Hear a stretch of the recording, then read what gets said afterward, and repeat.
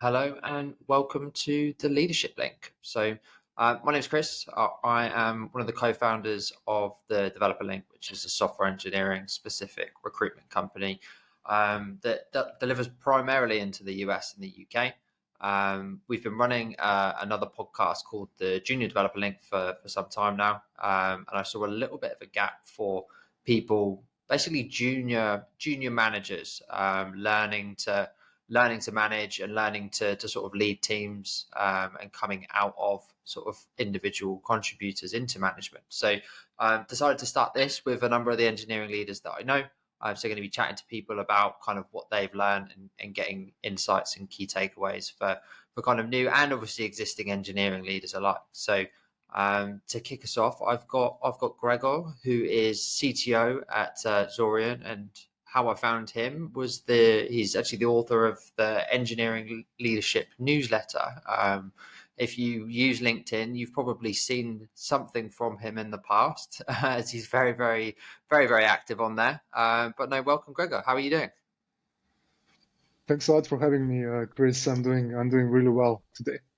Fantastic. So tell me a little bit about yourself, your background, and kind of how you got to where you are today. Yeah, so you mentioned a little bit. I'm the CTO at Zorion. So we are a fintech startup, a young fintech startup offering exclusive investments in pre-IPO companies. We are in the process of finding product market fit, so it's really exciting times for us. Overall, I have over 10 years experience, both as an engineer and also engineering leader, around 4 to 5 years working as an engineer and a senior software engineer, and then moved to the positions as a team lead, engineering manager, head of engineering, VP of engineering, and now CTO. And as you mentioned, I also write a weekly newsletter. It's called Engineering Leadership. I put a lot of effort in there to weekly share newsletters with all of you guys, everyone who is interested in to learn more about engineering or engineering leadership topics, growing their careers. I share often my approaches and my kind of lessons learned from my experience there. So if someone can avoid some of my mistakes that I did, that would be a good thing for me.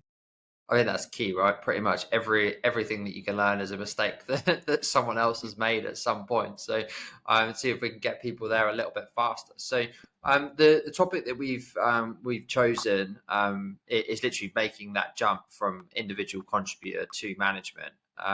Why did you choose that topic in particular?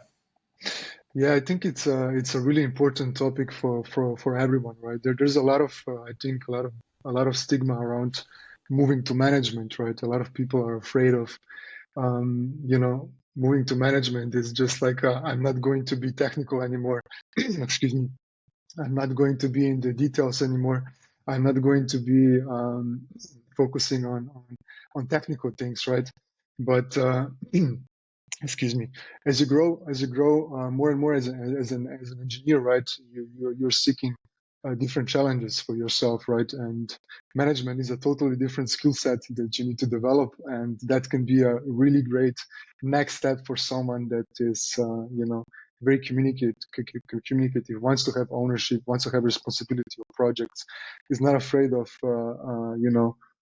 saying about what was the best approach on this particular problem, and so on. So I think it's a really good to know, to get more information to people about what it takes to make that transition, and also don't think that management is something that is just for particular people. You can learn all of these things. You can learn leadership. You can learn to be a good manager. So anyone with enough drive and motivation can learn to become a good manager. Sure. And like you said, a lot of engineers don't actually want to move into management. Like, what was the reason that you went into management initially? Yeah, so a lot of people may feel daunted when talking about management. It's not for me. That's something, right? Like I hear from a lot of people, but I'll tell you a little bit how I knew that management might be for me. I didn't know it like from the jump, but I was kind of thinking that, hey, this might be a good path for me. So I was always good at collaborating and communicating when it went for certain projects or functionalities with the designer, with a project manager, or with someone else, other engineers, stakeholders, and so on. I wanted to always make sure that we have correct requirements and that we are building the right things, right? And I wanted to fully understand the needs and find the best solutions to them. I wasn't only focused on, hey, let's use this framework, let's use this library, or let's use this approach, let's use this design pattern, but let's make sure that we are building something that is going to be needed for the business, right? And also I understood the importance of stakeholder management and how important it is that expectations are met from the people, because we as engineers, we are always building something for someone, right? There are always some end users. There are always someone that need this software, right? And or someone that wants your service as a developer to provide them a certain application or website or something like Yeah. that.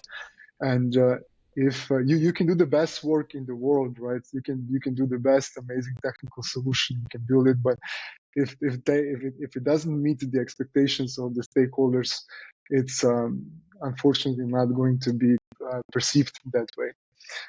So kind of that kind of automatically, those kind of traits, my focus on not only on the technical side but also business side and also people side, was kind of like got me thinking that management might be a good path for me. Yeah, for sure. I guess, did you know that, was it something that you put your hand up and you were like, I want to be a manager, or did someone approach you and say, I think you would make a good manager?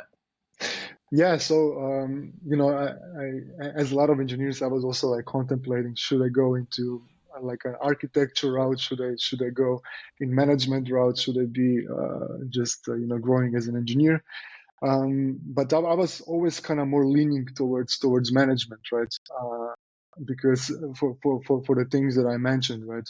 I was always good technically as well, but I think I was a little bit standing out from others because I was doing those things, right? A lot of other people are a lot more focused on hey, technical solutions and technical approaches, right?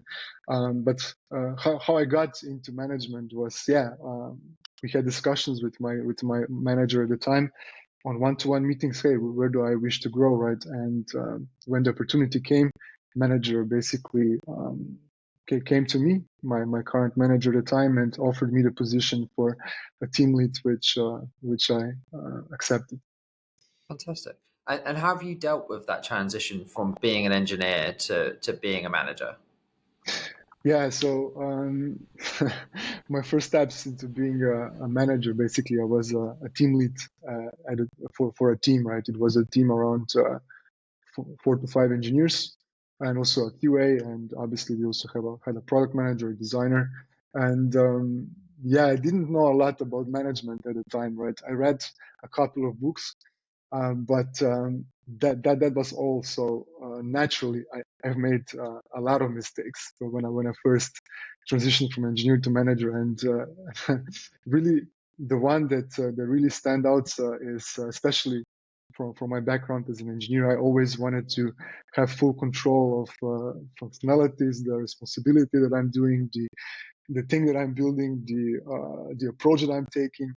I try to do too much things overall, right? And I wanted to mimic this behavior also when I became a manager, but I wanted to be in all the details, even in minor things like always doing really thorough code reviews, always doing minor decisions, not delegating to others, trying to take on the hardest tasks all the time, trying to take as most tasks as possible, and so on. This brought me to the place where I was close to burning out, right? Because I had Yeah. so many things on my mind. I had so many responsibilities. I needed to communicate about the progress of the project, at the same time also working as the main developer on the project. But based on this experience, I knew that I needed to make a change, and I knew that I need to delegate more and also empower people to make decisions themselves. From there going forward, things started to look a lot better for me.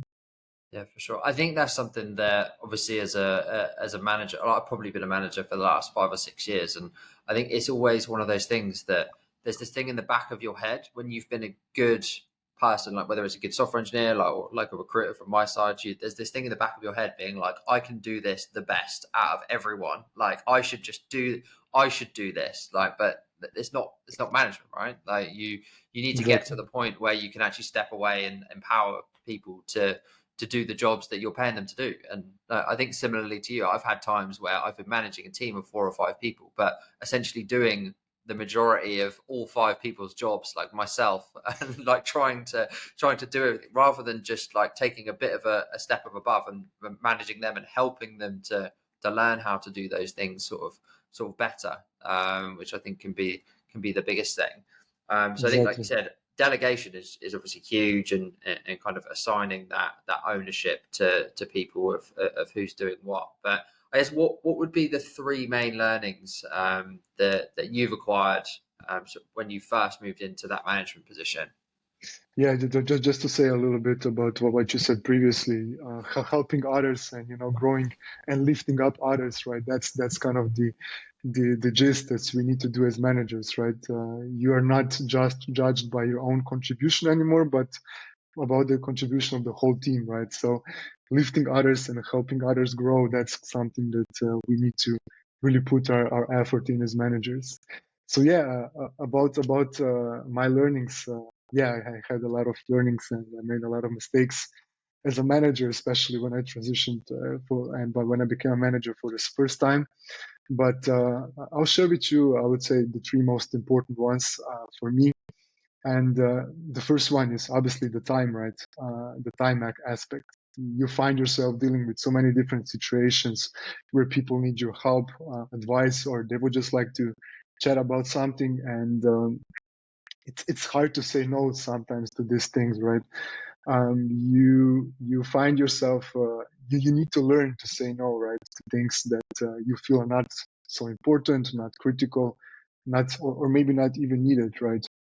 And as much as it's important to help others or as many people as possible, there needs to be correct balance between the meetings and you're focused on your own Yeah. contribution, right? Do you And set quite clear like boundaries with your team in terms of like I'm only available these hours or only yes, contact me with like things that are above like this level of importance? Like what are the boundaries you sort of set? yes. So what I learned is that the best way for me is to block certain hours of the time. And hey, this block is meant just for focus work, and this is my time where I'm focusing on important things and focusing on making sure that I get done what needs to be done, and I block it in my calendar as well. Maybe a good suggestion, a good start would be like 4 hours, 3 days a week, something like that, because you need that time. You can't just be always available on Slack, always available for people, because then people are just always going to come to you and so on. And that works pretty good for me. I don't currently block it because block for hours. I do a little bit less, but it all depends for your case, right? What works for your case? I suggest that you block what time works for you. You can block even like a full day or full 2 days. Every case is different, right? But you need Yeah. to have that time where you can just focus on yourself and your own tasks. Yeah. And I guess like can they still get hold of you? Say if something's literally falling apart, Yeah, like are they allow? Is there a certain level of like this is critical? Like I'm still allowed to contact you, like, or of course, of is it course. just kind of like putting them off a little bit if it's not urgent? Like don't ask until this afternoon. Yeah, I mean, if it's urgent, obviously, I would be the first person to be called, and I prefer to be in any kind of emergencies to be the first contact. So yeah, if something is burning, there should be no hesitation. But most of the times, a lot of things that we are discussing or we need to decide on some things can wait or can be decided by the team itself, right? That themselves, or they can be collaborated between them, right? If you're always available as a manager to your team or your reports, people will always contact you, but it's much better that they are trying to, like the team is trying to discuss the problems between them, and hey, okay, we are really blocked. Okay, let's reach out and let's try to approach this another way. So if you're not always available, like it gives more creativity for people, and inspire people to collaborate more between each other, not just always keep asking Yeah, for I for find a lot of yeah. the time as well, people actually know the answer to the question. They just want to confirm with you that it's the right answer. Yeah, Whereas, like you said, if you're not available, like they know that it's the right answer, like realistically, or they'll check with a colleague or something like that. But they almost just want like your stamp of approval, don't they? exactly. You're totally right. It's unfortunately something that needs to be. We need to give trust and empower people to, hey, even if it's a small decision, look, if we made a bad decision, we can revert it really quickly. It's no big deal. Obviously, if it's a bigger decision, we need to take some more time. But smaller things, smaller decisions, sometimes the best approach is to just make a decision and be consistent in all different places. Like, hey, okay, let's decide on how are we going to make documentation. Okay, let's do this structure. It doesn't need to be like perfect in all of different sections and like have a amazing perfect structure, but let's stick to one approach. Let's use it in all different places. Yeah, I read something the other day. It was someone had taken, I think it was all of Jeff Bezos's like biggest tips and put them into like one LinkedIn post. And one of the ones that really stuck out to me was if it can be reversed, make decisions quickly. If it can't be Yeah. reversed, make decisions slowly. And I was just like, that's such a big, because sometimes I'm like, I'll say to my business partner, I'll say like, oh, like what color should like this thing be? Like, should it be this color or this? And like stuff that just doesn't really matter, like very Exactly. small things. Whereas is more important to, I guess, just get things done sometimes, isn't it? And then change it if it doesn't work. 100%, 100%. And we learn this as managers, right?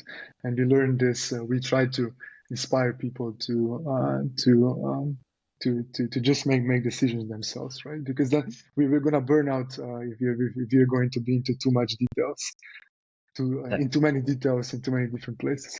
yeah, for sure. So obviously you've got certain sections of your week that are kind of blocked out. How else do you sort of manage your time as a manager? Yeah, you need to be cautious. You need to be cautious of your time. You need to protect it as much as possible, right? Obviously, responding to on Slack messages. I suggest to not respond immediately if it's not important, rather than, hey, like let's take a look at Slack every once in a while, and let's respond to all messages at a time, right? Because then your focus is just going all over the place, right? What I suggest also is to block together certain activities, certain actions, or certain things that are connected with each other. For example, I like to have one-to-one meetings with my team all together in one day, because I can go through with everyone and it's similar activities, and I take time to make sure that everyone gets a good experience of it, and it's kind of a similar actions, right? If you do like a one-on-one meeting on one day, and then you're doing something else, and then you're doing something extremely different, you're just going to switch contexts all the time, right? So you wanna move meetings together that have similar contexts, right? That helps a lot with managing your time. But yeah, I think the biggest one is just focus time, putting in the calendar when do you wish to focus, and make sure that people cannot block your meetings, cannot block meetings on that time. Sure. Yeah, what does your day actually or your week even like consist of? Like how much of your time is spent on sort of like you said, like one-on-one meetings and dealing with like the management side of things versus Mhm. like individual tasks versus like dealing with your probably your C-suite and like your product focus and all that kind of like what is your week kind of like broken up into? Yeah, so I have one-on-one meetings there on a bi-weekly basis, so they are every 2 weeks. I basically reserve almost one full day for that, and also some other minor tasks, because those things are really important for me. on that particular day. On other days, obviously, yeah, we have alignment meetings. I'm a big fan of alignment meetings. Any kind of things that ensure that technology and business are aligned are really important. That goes, for example, like a sprint prep planning meeting is really important for us, and then define any kind of sprint goals we want to achieve for the upcoming sprints, and so on. And then also, talking about requirements, talking about functionalities, how are we going to do them, how are we going to approach them. I try to take as much time as possible for any bigger functionalities that we are building, and propose simpler approaches based on understanding the business and what we want to achieve as a business, right? Before it gets to the rest of the people, I try to really understand, hey, what are we trying to build, how are we trying to do it, and what are the outcomes that we need to get from it. So that sometimes results from getting something out faster, like 1 week faster, 2 weeks faster, or even like 3 to 4 weeks faster, or 1 to 2 sprints faster, and so on. And then also I do have project that I'm working on. I'm normally, like, as a manager of my people, I try to fill in the things that there needs to be filled in, right? For example, we do have a good front-end engineer, React Native engineer, and a good back-end engineer.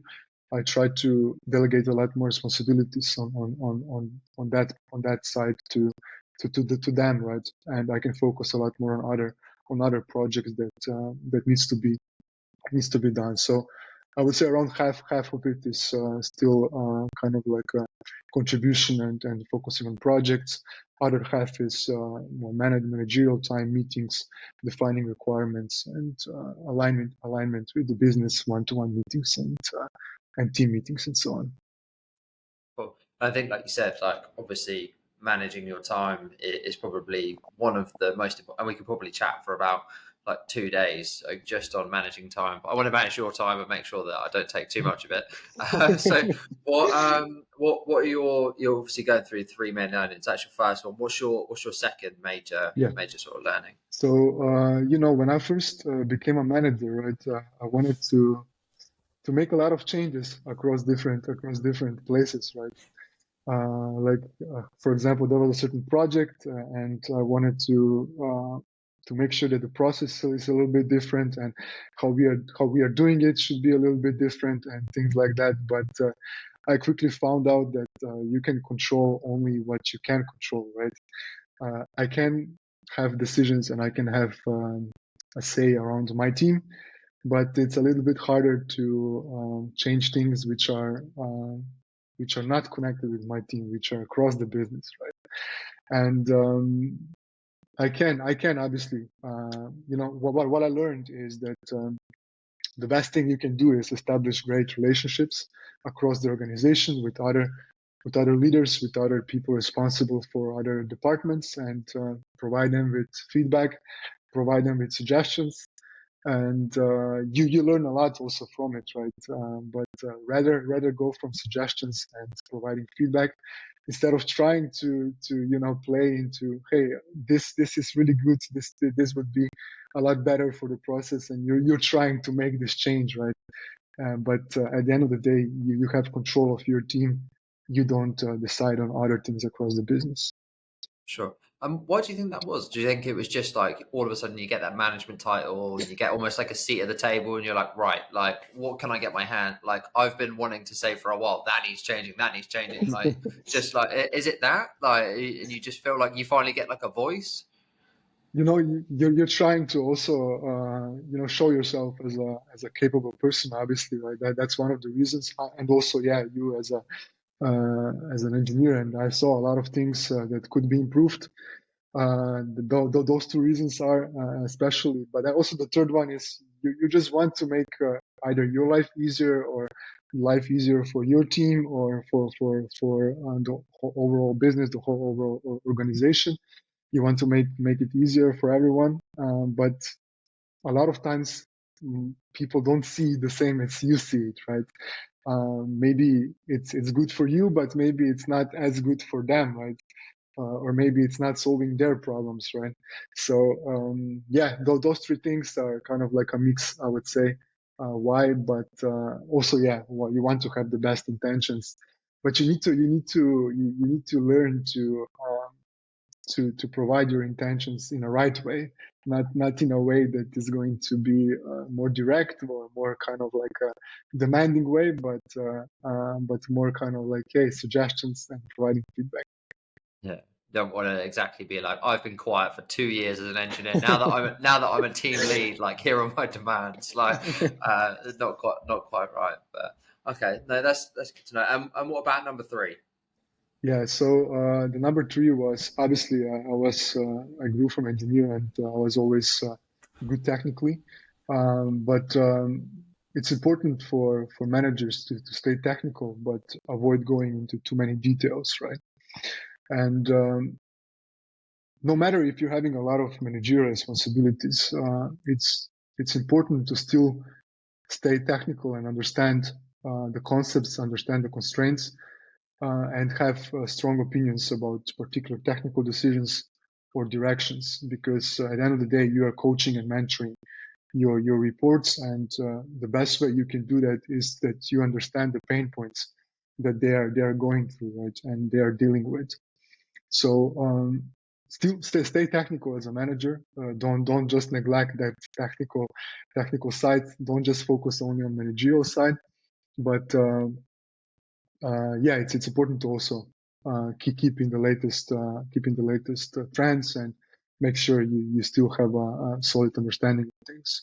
But yeah, don't go into too many details. Don't try to be connected with all the style guides, all the design patterns, and all the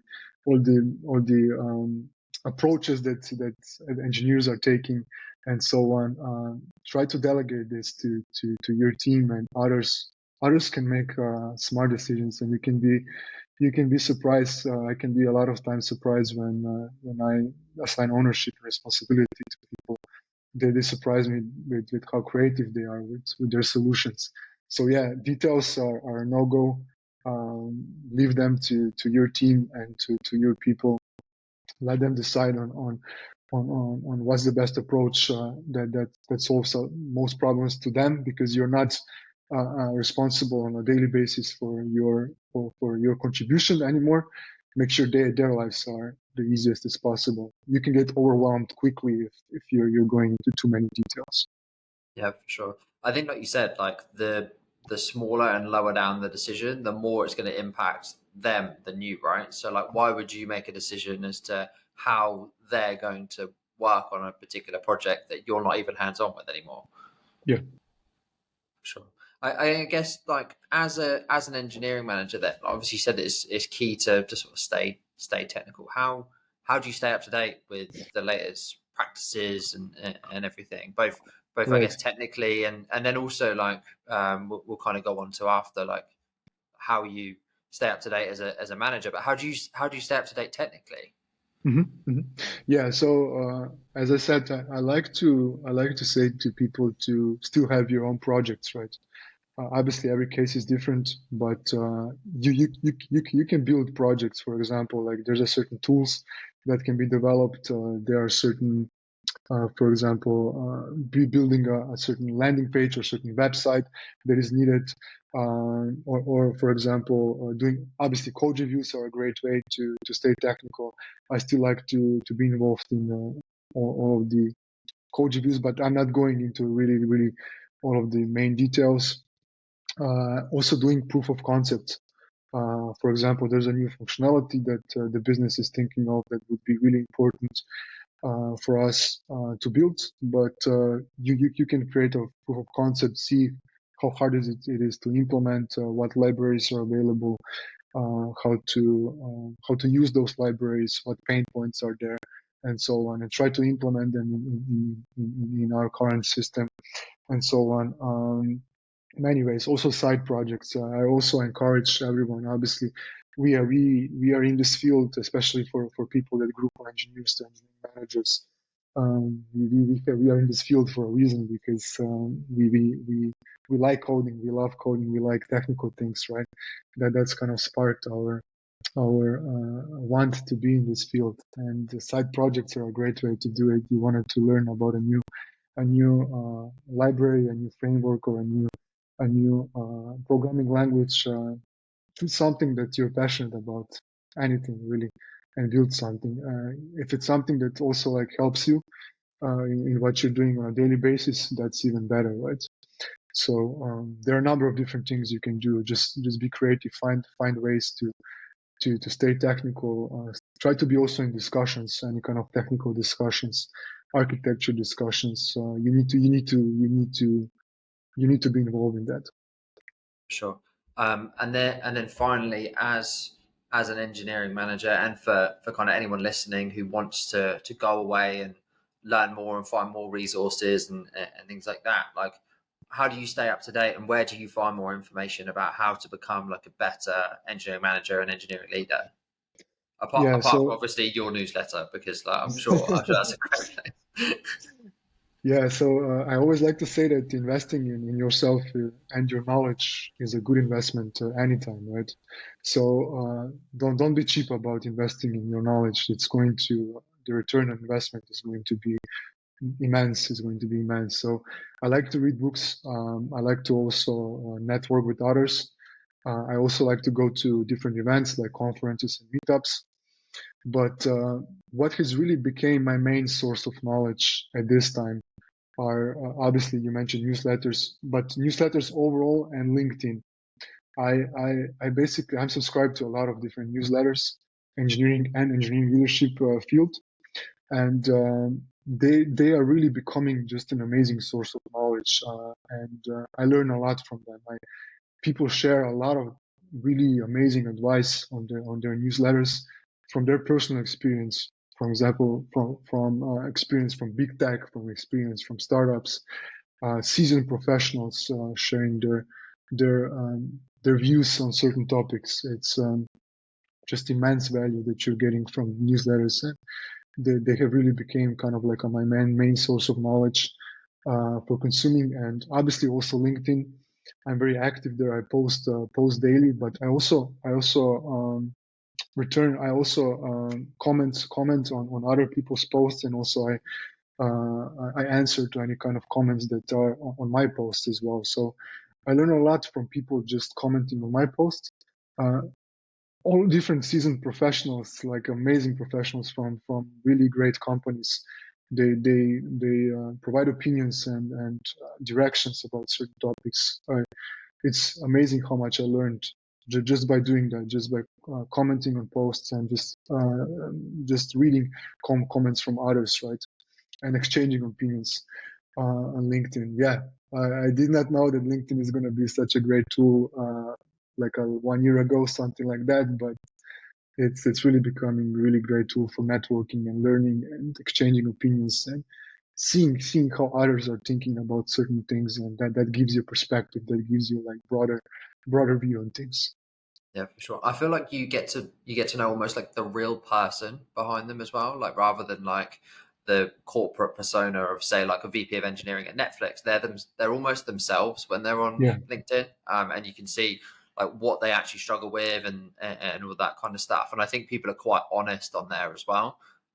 So I think that is great. Obviously, I'll share your engineering newsletter. Are there anyone else's newsletters or anyone else in particular that you would recommend yeah, following, that like any of your favorites? of course. Obviously, the number one I think for everyone in engineering leadership roles is the pragmatic engineer. That's from Gregor Ojstersek. It's really great for seeing what's the latest in this in our current industry. I really liked the article about developers' productivity that Gregor done with Kent back, and but that was really good. So I really recommend this newsletter.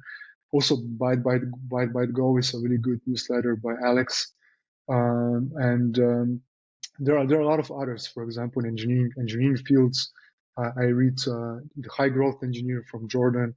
I read Level Up Software Engineering from Caleb. Also, the Hybrid Hacker is really great for engineering managers from Nicola. So there's a bunch of really great newsletters I would recommend, and I would just check.